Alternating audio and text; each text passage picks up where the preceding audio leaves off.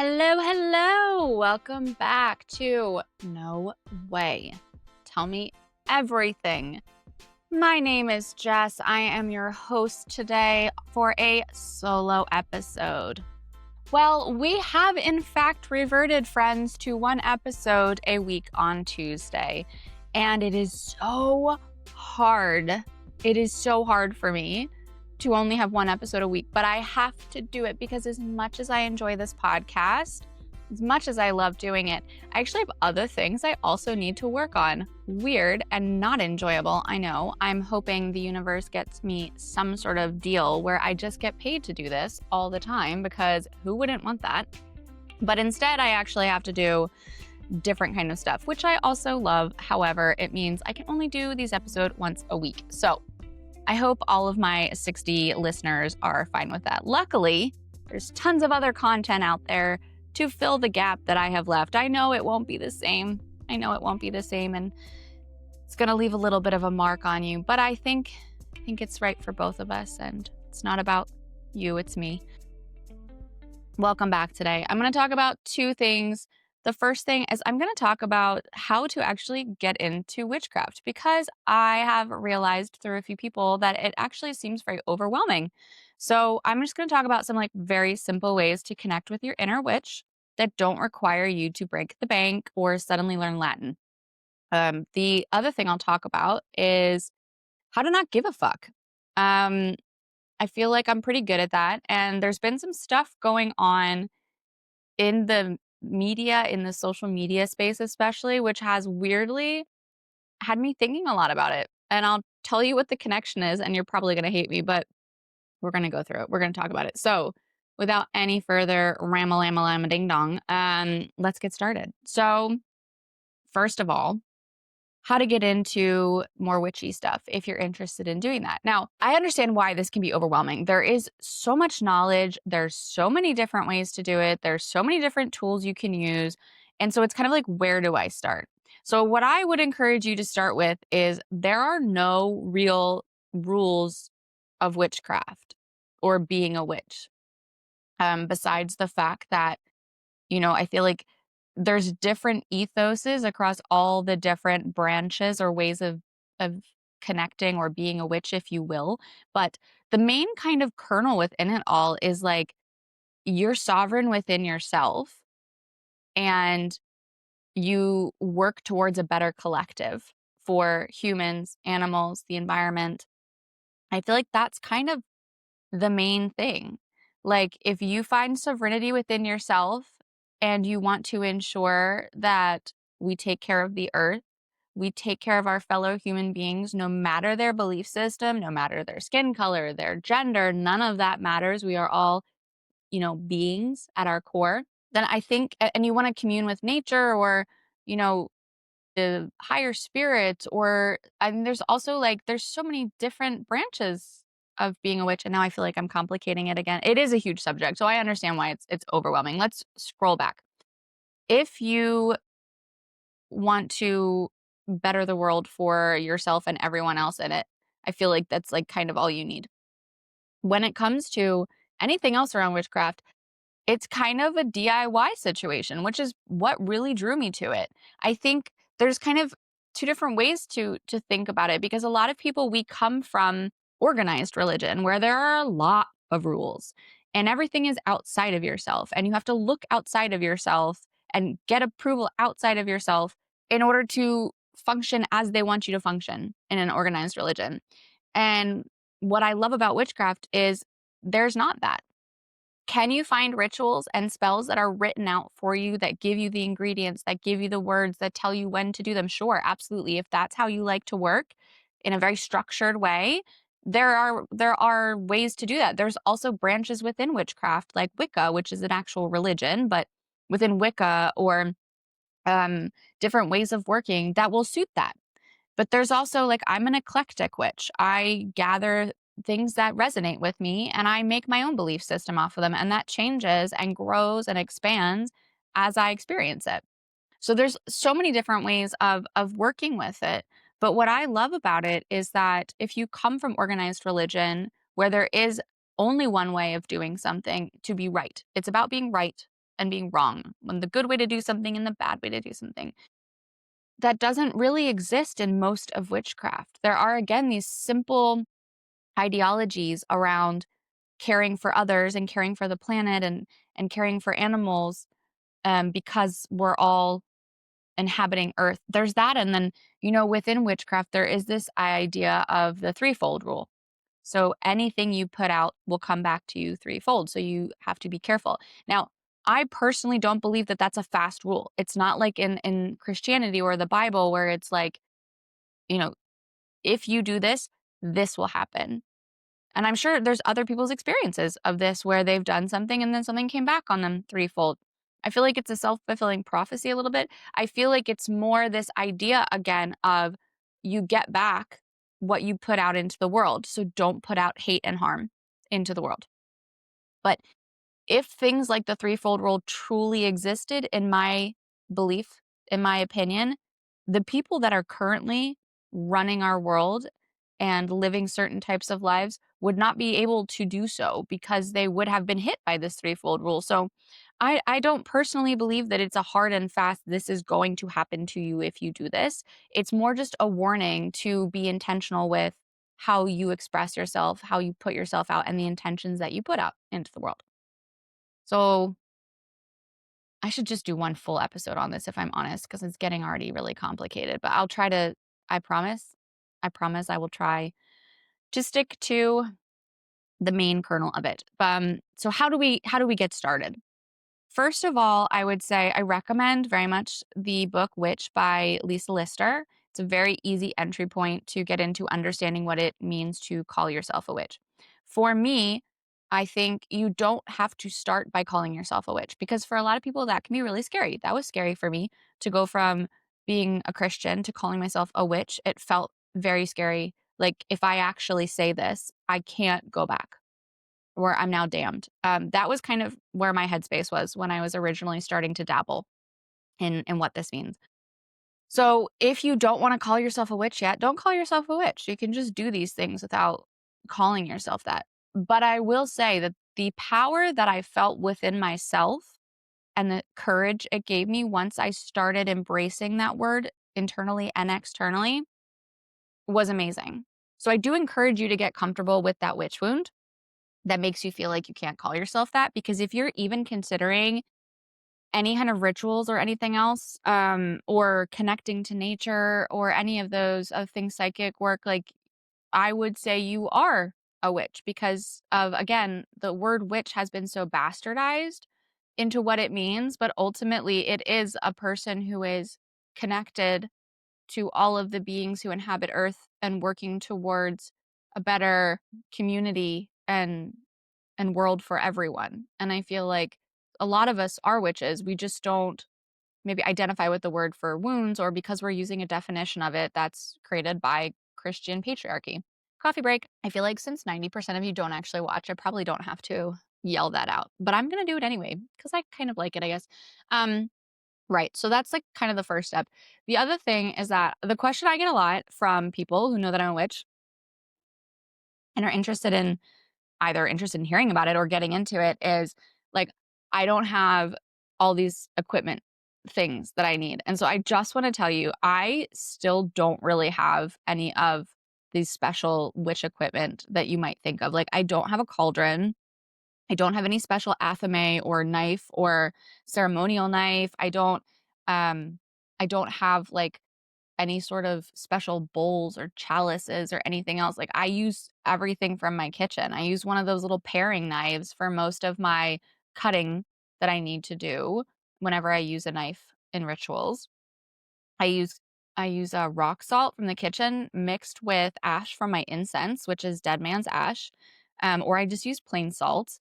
I use herbs from my kitchen, so I have herbs in my garden that I use when I have those available. But there's a lot of herbs I can't grow in my garden, so I literally use like the Knorr or what's the one in the U.S. McCormick or something like the little spice things in your kitchen.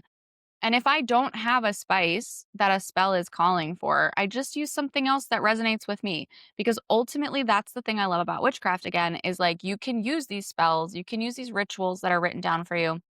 But the true intention with witchcraft is that you are sovereign. You already know what works best for you and what's going to resonate and what you want to say. You just have to learn to trust yourself to do it. So if I'm doing some sort of abundance spell,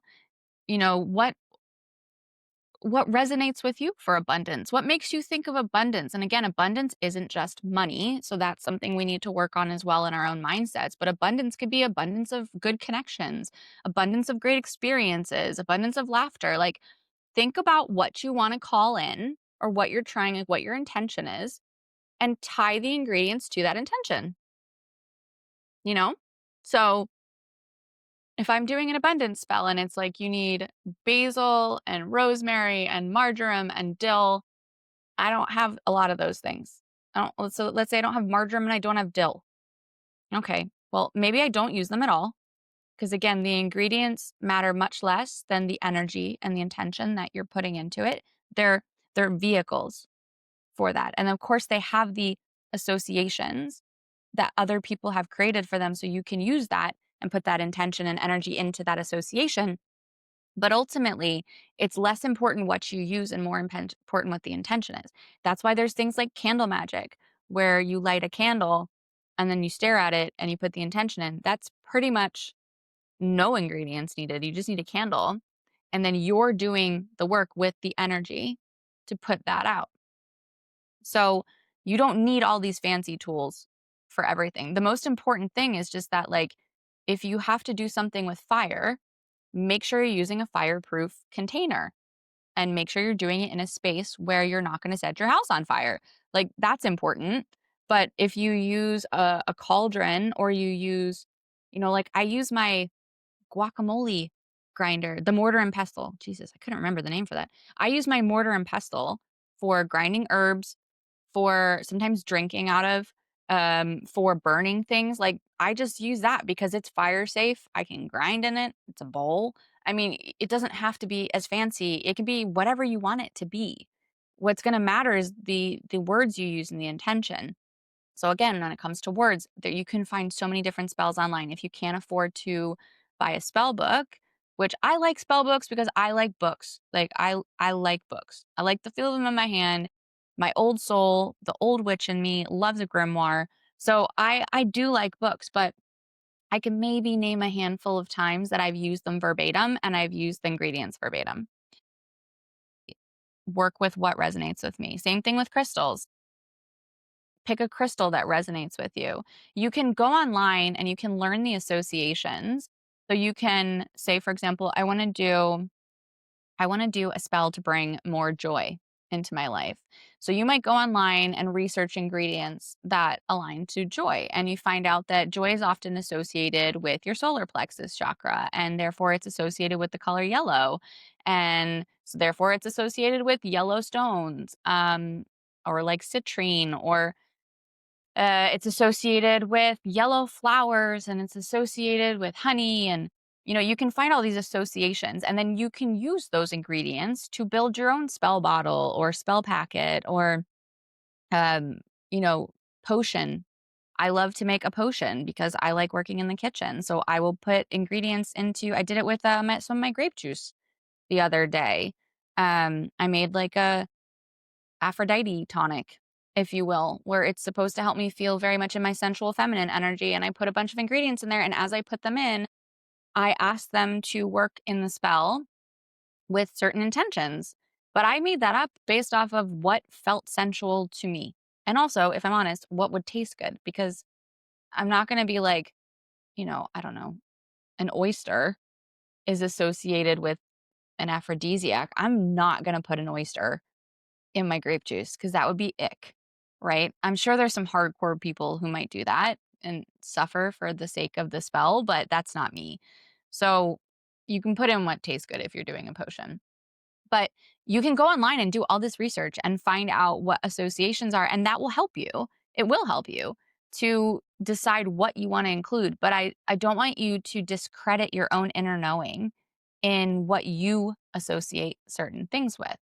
Like, for a lot of people, vanilla can mean 50 different things. And if you go online and look up vanilla witchcraft, Oh, well, if you look up vanilla witchcraft, you're probably going to get some sort of weird thing about like purity witchcraft or something. I don't know.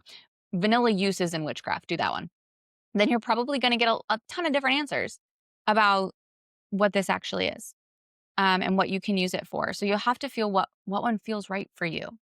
Um, but then when it comes to the spell, like you can look up some spells for inspiration with wording and things like that. If you don't feel confident making your own words, that's what I did in the beginning. So you don't have to overcomplicate it. You can find so many things online and you can just do them.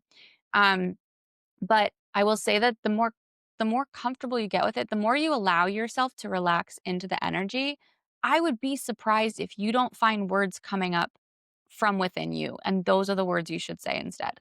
And they don't have to be like in TV where it's this all of a sudden like it's someone else's voice coming out of your mouth and it's this string of words in Latin or Greek or something. And like that would be super cool. So guides, like if we could make that happen once, that would be amazing.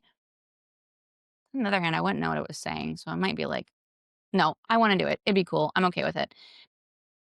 Like, it can be, like, broken sentences. It doesn't have to be this one and done perfect spell that comes out of you. It might be. I've had situations where, like, a really nice rhyme, 4-line spell comes out. Like, it can happen, and that's great, and it's beautiful when it happens.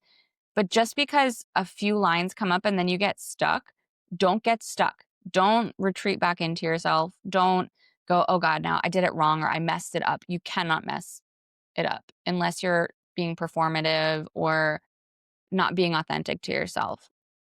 And that's also, I think, part of why I started as a solo witch. And for the most part, I still am a solo witch. I don't have a coven. I wish I had a coven. It would be amazing, but I don't. I have a lot of witch friends. Sometimes we do little rituals together, but for the most part, I do things solo. And I think that's also a good entry point for a lot of people because there's no pressure then. If you go, if you're interested in Wicca, for example, and you find an Alexandrian coven near you, because that, branch of Wicca resonates with you, again, if you're interested in Wicca, do some research because there's different branches that have like different rituals and um, ways of communing and things that some of them might not sit okay with you. Like there's one who's what does sky clad, where they're naked in their rituals. If that's not comfortable for you, you might not want to go there. But there are other branches of Wicca where they don't do that. So if you're interested in Wicca, just do a little bit of research on what you're getting into so that you make sure you're comfortable. But if you're not interested in specifically the religion of Wicca and you just want to do witchcraft, um, then solitary is great because you can start to feel into it yourself before you feel more comfortable leading other people or being part of a circle because you don't want it to be performative. But the words that come out are probably going to be very authentic to you and what you want to say and how you want to express it.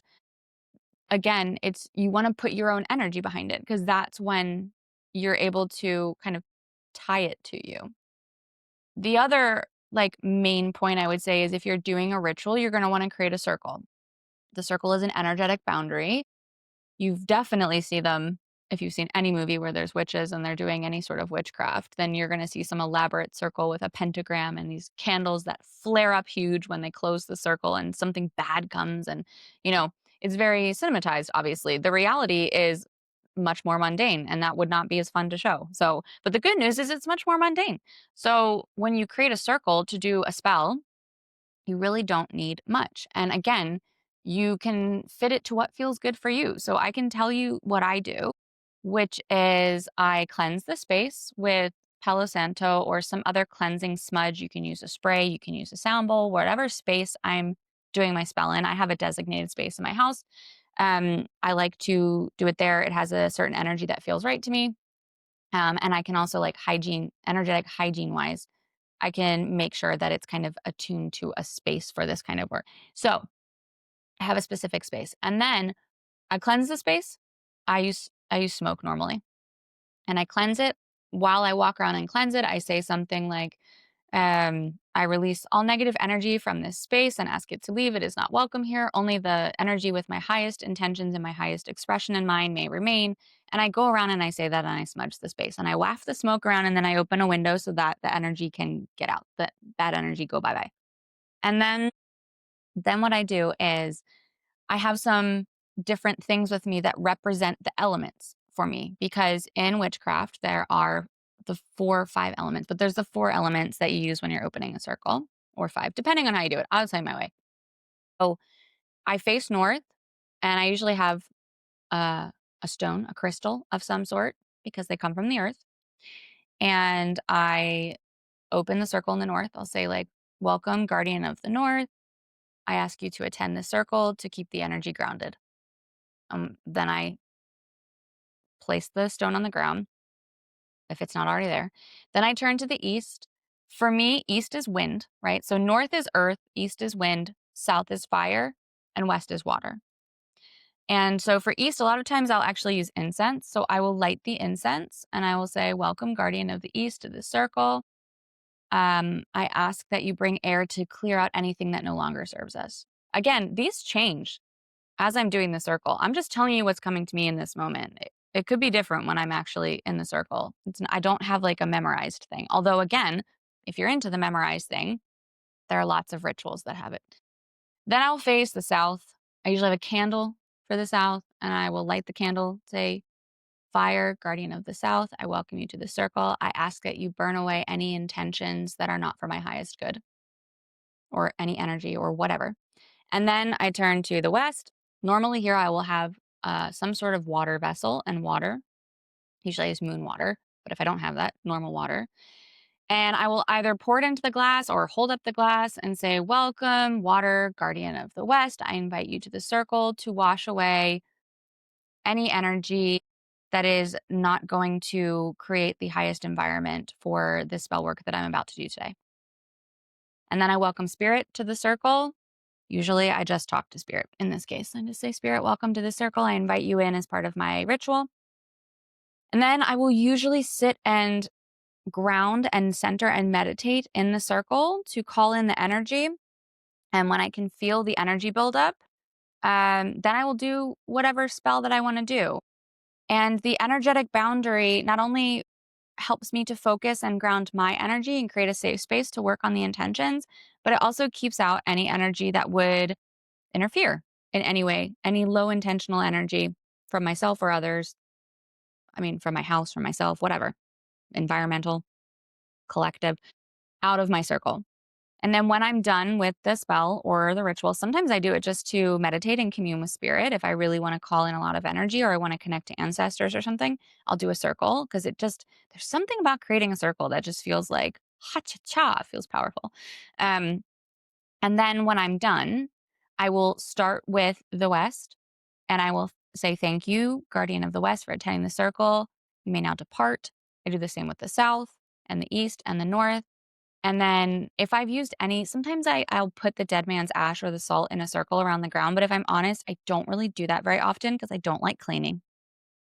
So if that's the case, then I will um, open up the circle and then I'm done. And then kind of remember to ground yourself after you do the spell because you'll create a lot of energy in the space and you can feel kind of ungrounded afterwards. So just make sure that you ground, go outside, put your feet in the ground, do some deep breathing, whatever you need to do. So that's how I do that. But I would just say I know it seems really overwhelming, but unless you're like me and you love to go down a full rabbit hole while doing stuff, because that's just how you are, you don't have to do that. If it's going to lead to overwhelm and it's going to stop you from doing anything in the first place, don't do it. You know, and you also don't have to even do something like I just described. You can make anything witchcraft, honestly. Like every morning I will stir my coffee with intention. I'll put my intentions in my coffee. Sometimes I use a cinnamon stick. Other times I just use a spoon and I do clockwise. You can do counterclockwise if you want to release or banish something from your life. Just spin it counterclockwise and put your intention into it. You can take out the trash and say, put your intention as you say the words of like, I'm taking out anything, any energy and thing from this house that is not meant to be here or causing low vibrations. You can cook food and thank the food. You can thank your garden. You can thank your plants. You can thank energy. You can thank yourself, your own energy. You can look in the mirror into your eyes while you do your makeup and imagine, like, if let's say you have like a really difficult conversation you have to have while you're putting your makeup on, ask your makeup to act as a protection for you, for your energy.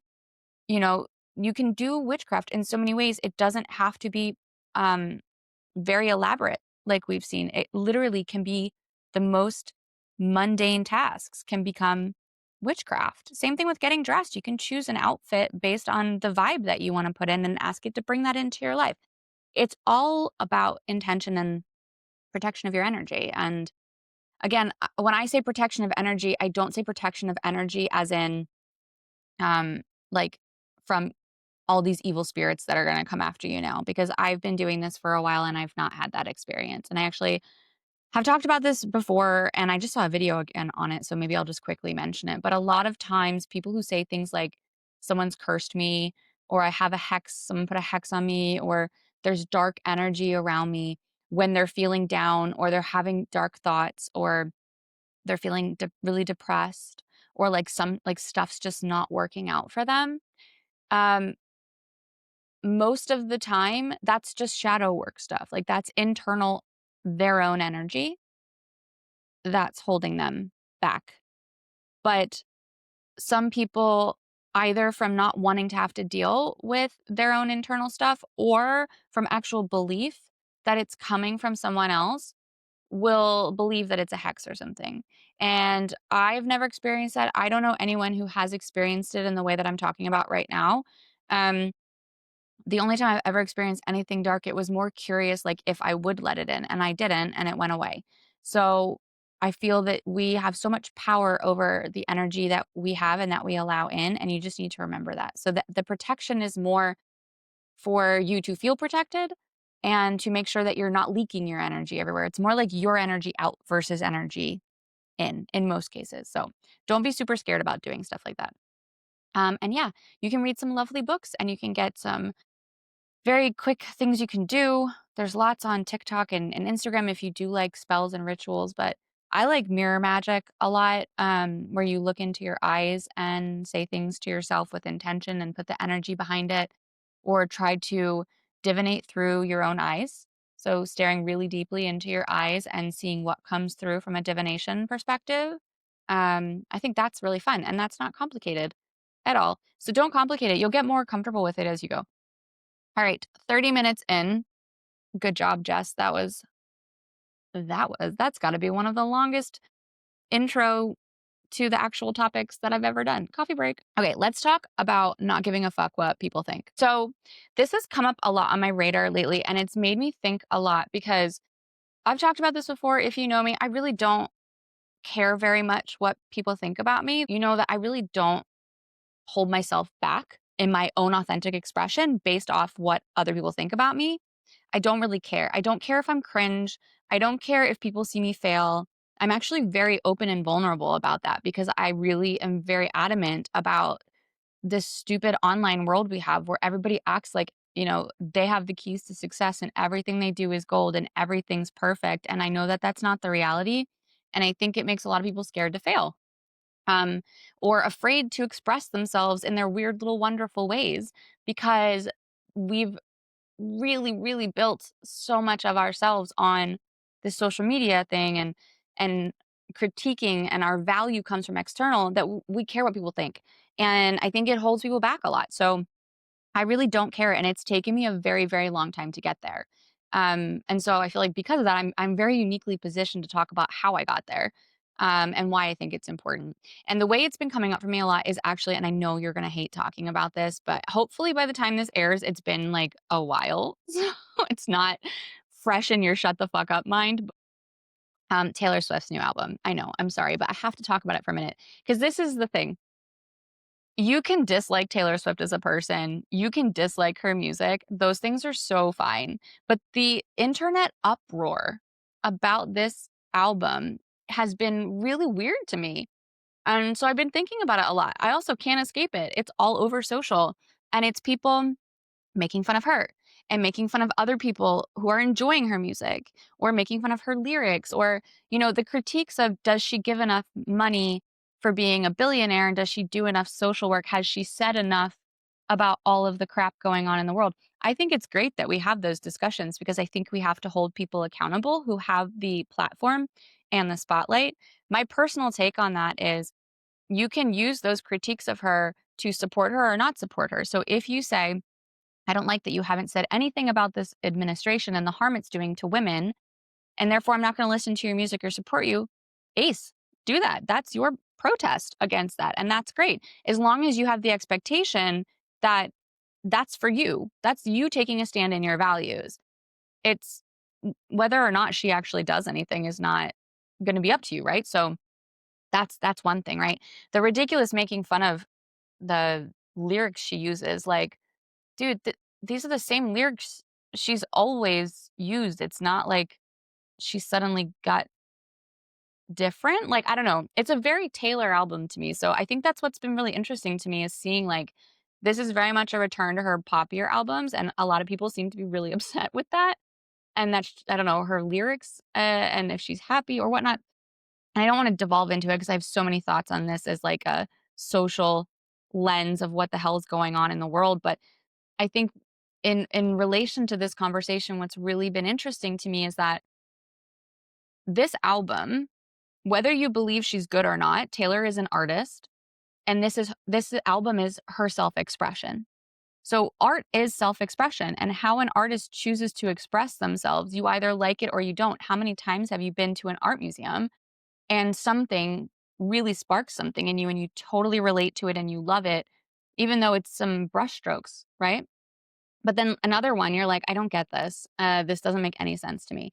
And that's fine. And then you just walk past. You're like, I don't like that kind of art or I don't like that artist because that form of self expression doesn't relate to you. But the truth of the matter is that how an artist chooses to express themselves has absolutely nothing to do with you. That is their self expression. And it's kind of touched on me with this Taylor thing because people have seemed to take it really, really personally of like, as a Taylor fan or not a Taylor fan, that they don't like this album and they're really upset about it and that they've just created so much uproar about it. And I didn't understand it to start off with. I was like, there's so many other things going on in the world and this is what people are really, and I'm not saying you don't have to talk about it and don't have to critique it, of course, but the level I think is what I was like, what is going on here? And I've been kind of thinking about it a lot. And what I kind of came to that led to this discussion is that we live in a world where a lot of what we do is performative and for validation. So we see a lot of things people are doing are for likes or for approval. And we're doing everything we can not to get criticism. So we overperform, we virtue signal, we act a certain way that's not authentic to us. We express ourselves inauthentically, basically, with the hopes that others will approve of us, that we won't get negative criticism, and that we'll be seen in a certain way that we want to be seen that's valuable to other people. We're basically expressing ourselves for the purpose of other people. And I think why people are so upset with this album is because Taylor is not expressing herself for other people. She's this album is a year of her life and how she feels about it. And she's also been very like, I don't care what you think about it. It's great that you're critiquing it. You're getting me more PR. And that seems to set people off even more. And I think it's because these people who are so incredibly worked up over this and can't understand why people listen to her music, why people like her. She's a horrible lyricist. She doesn't do enough. She, like she's a person. We've completely forgotten she's a person. Just because she has platform and money, you can expect her to do more with that. But at the end of the day, she's still a person. And I think it really lies in the fact that we have so conditioned ourselves to express for approval that when you see somebody who is expressing themselves authentically for their own sake and not for anyone else, I think it's very triggering. I think a lot of people are triggered by this because it's their internal wound of realizing, how dare she put something out for her own enjoyment and not try to perform for us and not follow these, unwritten societal rules of being performative. And so I think that's really interesting because what I've kind of understood about it lately is I'm the same way as Taylor Swift. Can you believe that was about to come out of my mouth right now? I'm I wish I had a modicum of her platform, if you will. But what I mean to say is, I also create things for myself. And I laugh about this sometimes because I laugh harder at myself than anyone ever could. I literally make jokes to make myself laugh. Like when I make a joke, I'm not making a joke. I mean, I used to back in the day. We'll talk about that. But I will make a joke now because I find it fucking hilarious. It's for no one else but for my own enjoyment. I create this podcast for myself, basically. Of course, I create it hoping that others can get something out of it.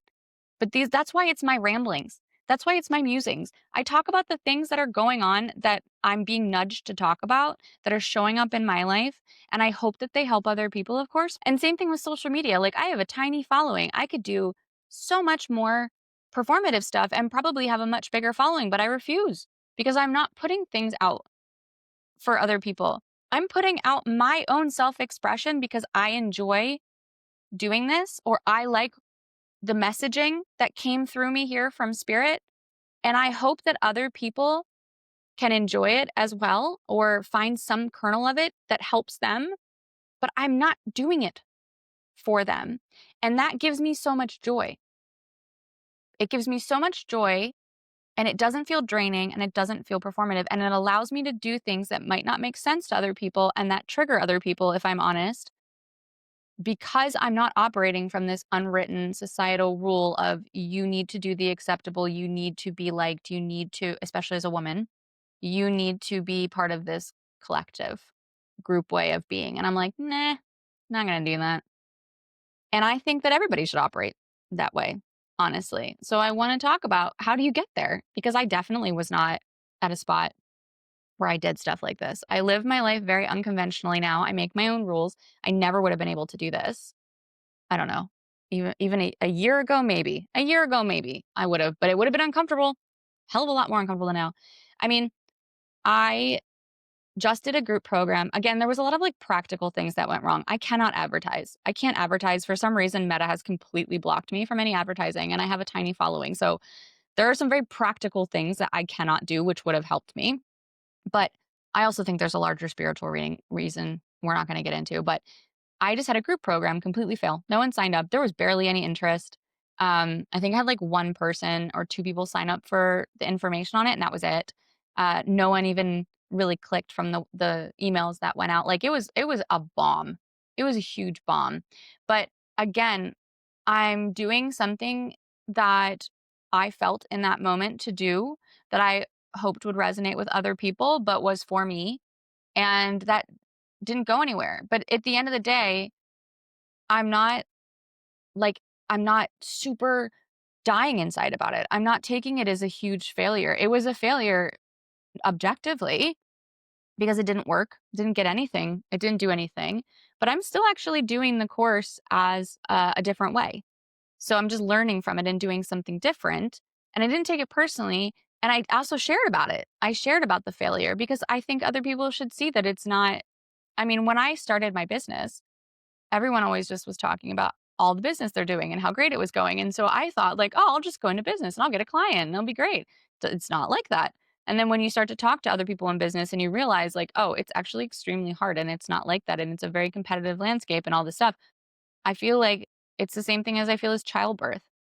Why did I not realize all of the things, the peripheral things that happen when you get pregnant and when you have a baby, until I was actually in it? And then other moms that already had babies were like, oh, yeah. And I'm like, well, why did you not talk about this? And it's because it's a taboo. You don't want to show your weaknesses and you don't want to show the ugly parts of things. And I'm like, screw that. I'm talking about everything. And, that's my self expression. So, how do you get to the point where you can be that vulnerable?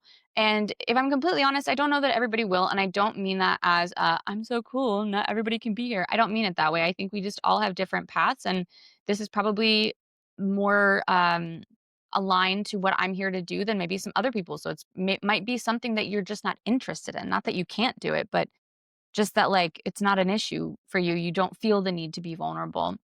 You don't feel the need to do stuff that other people won't agree with. Like, but so this is maybe specifically talking to people who want to be able to do stuff without caring what other people think.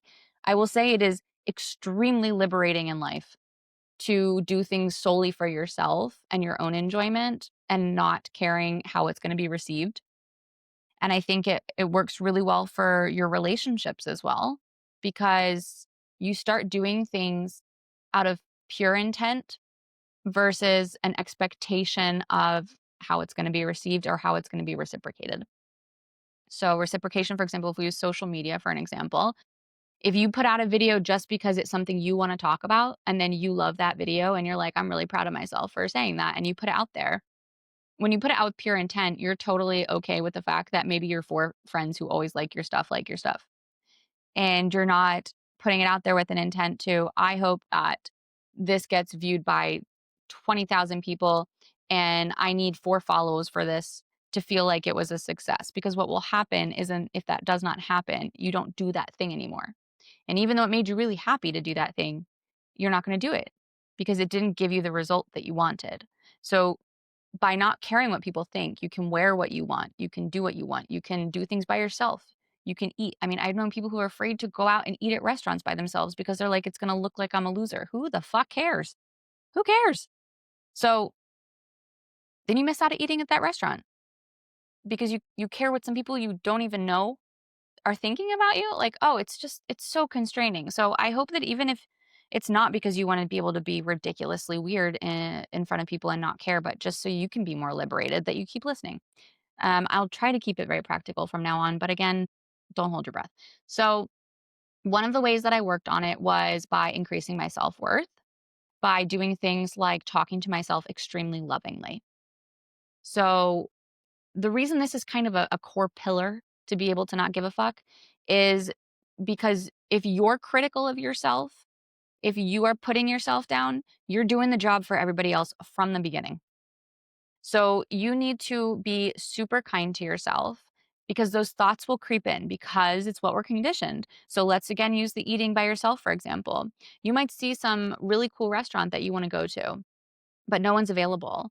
And then they have a table that's available, and you're like, oh, I really want to go there, but no one else can go. So then you don't go, you don't eat there. If you want to go eat by yourself, I guarantee you when you start off doing this kind of stuff, you're going to look at it and you're going to go, I really want to go there. But that's such a, I can't even get anybody to go with me.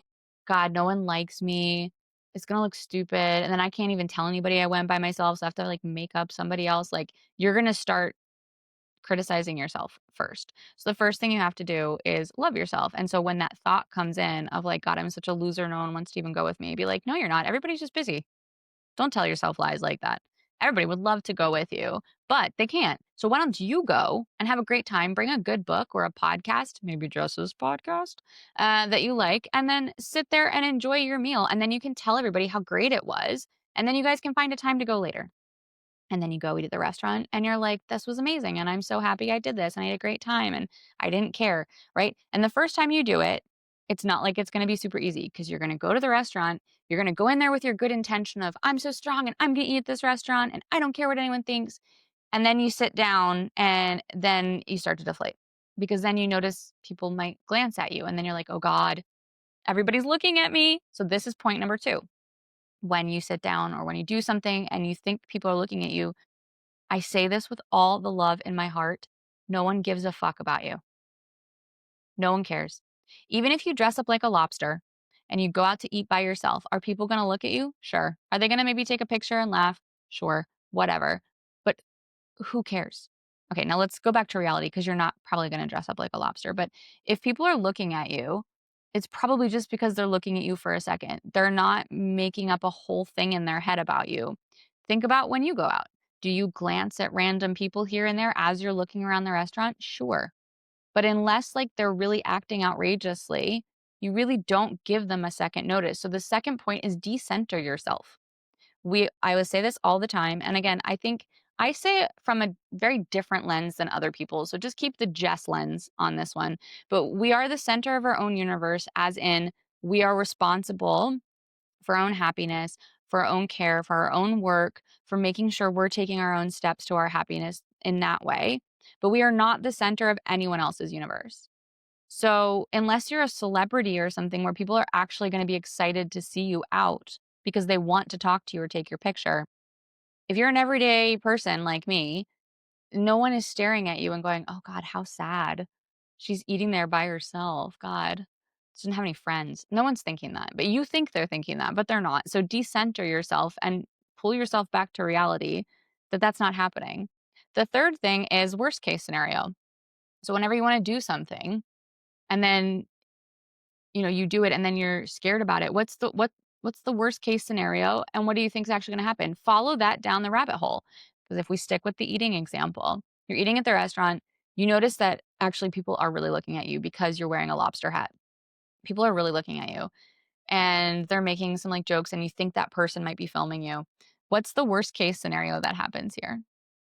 So maybe the worst case scenario for you is that someone takes a video and they put it on TikTok and then 200,000 people like it and they're making fun of okay, okay. And how does that affect your life? Probably I would wager if you actually are honest with yourself, it doesn't at all. It might hit your ego because your ego might feel embarrassed about it and that's okay, but then you just need to talk to your ego of like, yeah, but in my actual life, did this actually change anything for me? Nope, it didn't. Life just went on like normal. This blew over in one day because it's a 24-hour cycle basically with social, so it's done. You know, really talk to yourself in that way. Let me use a more example for like a bigger thing, right? Let's say you want to become a florist. You've always loved flowers, you always wanted to do flower arranging. So, the first thing you're going to do is lovingly tell yourself that this is great because you're going to go, "Oh, you know what? How am I going to even do this? I don't even know how to do this." You know what? That's true, but we're going to figure it out because we always figure it out. So the first thing we're going to do is we're going to try to see if there's a florist who wants to tutor us or be our mentor, our apprentice. We're going to go down the internet rabbit hole. We're going to figure out like the steps of becoming a florist. We're going to ask Chat GPT, I want to be a florist. What are some first steps I can take? We're going to figure this out. We always do. You're so capable. Think of all the things that you've done at this job that you don't even really care about. When you actually care about something, it's going to be amazing. Okay, first step. And then you go, well, once I tell everybody I'm gonna be a florist, they're gonna be, like, so upset, like, my parents are gonna say, "This is a waste of your degree," and everybody else is gonna be like, "Oh, that's so cute," but they're probably also gonna be thinking, like, you know, "Eh, weird." Um, so then then you have to decenter that of, like, well, they might think that, but who cares? Like, if my parents think it's a waste of my degree, I'm actually gonna use a lot of things from my degree to do this because I needed to know about business in order to do this florist thing. I had to learn how to market so I could market my work. Um, Also, like, your friends might be like, "What a weird move. I can't believe she's throwing her life away to do florist stuff." But they're probably not thinking that, especially if they're good friends, they would wanna support you. So, they're probably not thinking that. They're worrying about, their own shit at their own work, or they're probably thinking, "Wow, I really wish I had big dreams like that instead of staying in this shithole." Like, decenter yourself and then do worst case scenario of like, okay, well, even if they thought those things, even if they thought the arrangements that I make aren't pretty. Like, let's say you actually start doing them and then no one is liking your stuff or supporting your stuff and you're like, "Well, they're not even supporting me in actuality." Well, what's the worst case scenario of not having your friends support? How does that affect you? And then go down the rabbit hole of actually what is the worst that could happen here? And I'm not talking about the actual business, right? We're talking about how to not give a fuck what other people think about you. So what is the actual worst case scenario of your friends not supporting you? I would wager nothing, really. I'll be very honest and say that I don't get a lot of support from a lot of my friends on my business. And in the beginning, I think it was a lot more painful. I have a few friends who are always consistently supporting me, and I support them as well. And then there's a lot of people who don't share my content, don't like my content, haven't come to any of my classes, haven't listened to this podcast, probably aren't listening to this right now. I think in the beginning, it was really painful because you want your friends to support you. You want that, right? But when you decenter yourself and you do the worst case scenario, you realize actually like I don't really need my friends' support because I'm getting support from other people and those other people are actually the ones who are going to buy the flowers from me. or take the courses from me. So the support of my friends is actually less important. It's more of an ego. It's an ego want. My ego wants my friends to support me, but it's not necessarily a need. And also, again, with decentering yourself, you're like, well, but they also have all this other stuff going on. Or maybe my friends are never even on social media. So how are they going to support my stuff if they're not on social media? So you kind of have to like talk yourself down off that ledge. And then I will say that the last very practical thing that you can, I mean, the thing is, I'm sharing practical things right now. This is maybe more nuanced because you have to also understand deconditioning the things that make you feel like you have to do this. But these are practical steps. The last one is not a surprise, I'm sure, but it's exposure therapy. So you just got to do it. And if you want to make a big exposure therapy move, do the most cringeworthy, embarrassing thing that you can think of, the thing you're most scared to do because you're scared about what people will think about you. Do that thing and see what happens. Because I've done that a few times, and every single time I get less and less and less scared. I think at this point, like the only thing I'm scared of is saying something that's not authentic to me. I'm not scared about what people say. I'm scared that I accidentally get ego driven into something where I say something that's not actually how I feel about it. That's my fear now. So you can get to this point where the actual like, are people going to laugh at me or think I'm an idiot? It doesn't even live in there. It's like, whatever. I don't care. So do the exposure therapy. I mean, you can do the sane way, which is do something small, little by little, and build up. You can ask the universe for help and say, like, I want to do this, but I'm scared. Help me, bring me opportunities to do things that are scary and ramp it up. So start small and then give me bigger and bigger things to deal with so that I can do them and not be scared about doing them. And the universe will help you. And it's also good when you do it that way because if you're aware enough when those things happen, you won't panic because you'll know that this is an opportunity for expansion that the universe is giving you. So you can do that. Or you could do the Jess insane way and just do the most difficult, embarrassing thing that you could possibly be worried about what people think about you. Do that. Like rapping WAP at a first karaoke company event in front of your boss and the VP. Do that. I mean, didn't work out great for my career, but I did it. I did it because I wanted to do it. I wanted to rap that. Anyway, that's just my exposure therapy of not giving a fuck. And I really think everyone should not give a fuck. I think if we didn't care what people would think about us, I imagine the landscape of people would be so much more wonderfully weird and authentic than the sameness, the sea of sameness that we have right now all over. I'm honestly fairly exhausted of seeing the same things over and over and over and over and over and over and over again. And I feel like social media will die because of the the fact that it's all the same. And I think we need to remember how beautiful differences are. Get out of this groupthink horror that we're in right now. So if it calls to you, try some of those things. Let's do a card, guides. May I please have a guidance card from my animal spirit deck? Actually, for how much I yammered on in the beginning, you know what I was thinking the other day? My parents should have named me Gabby because I have the gift of gab. I forgot about the word gab. Isn't it a great one? Yeah. Okay. We got snake spirit. Time to heal. Let me sit with it for a minute, see what's coming through. Okay. All right. So they're tying this back to what I'm talking about here. And what they're saying is that doing this practice of being authentic to yourself will heal a part of you. Because a lot of us are carrying around a part of our inner child who was wonderful and weird and playful and fun and didn't have any sort of way of being besides themselves. And then over the years, we abandon that part of ourselves. And we consistently learn, especially if you're neurodivergent, to mask, to fit in. And every time we do that, it's like pushing down our inner self, our inner child. And it's also shaming them, is what I'm hearing at the same time. It's basically telling you that the way that you are is inherently not right. It's bad. and it won't be liked and people will disapprove. And we're told that being liked and approved and part of the group is the safe space to be. You think of bullying in school and in life and everywhere, that being one of the crowd is safer, being liked by all is safer, but it creates a wound in us of feeling like we're not good enough and we're not okay as we are, and we don't deserve to express ourselves authentically.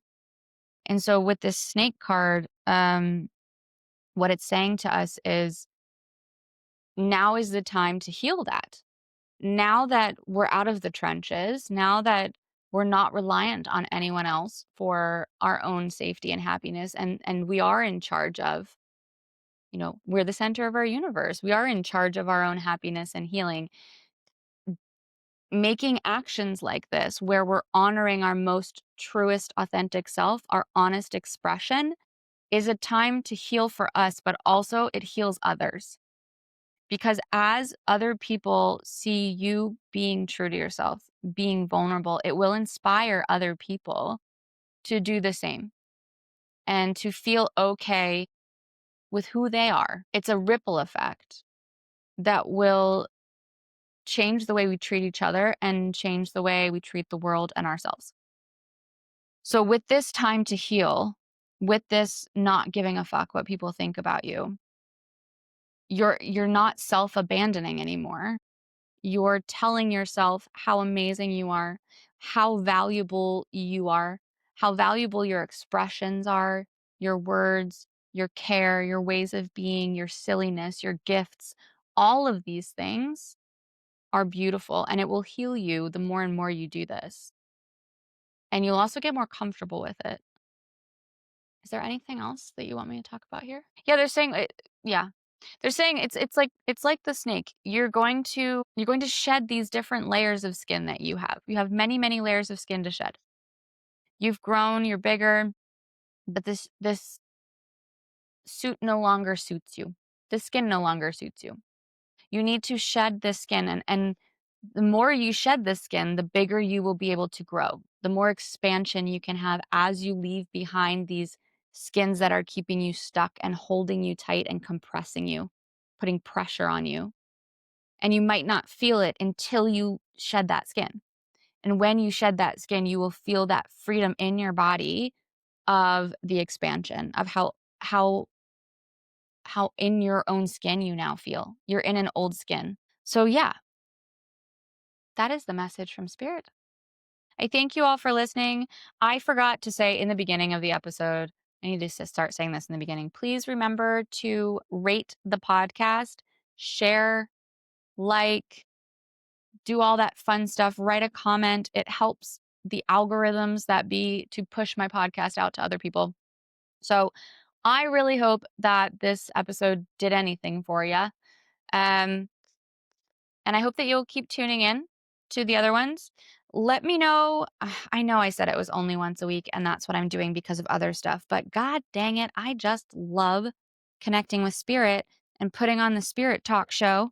That's what, honestly, that would be an ideal life. If someone was like, hey, we want to do a talk show where you connect with Spirit and you talk about anything you want and talk to anyone who wants to come on that you want to talk to, and you just gift a gab it for a while.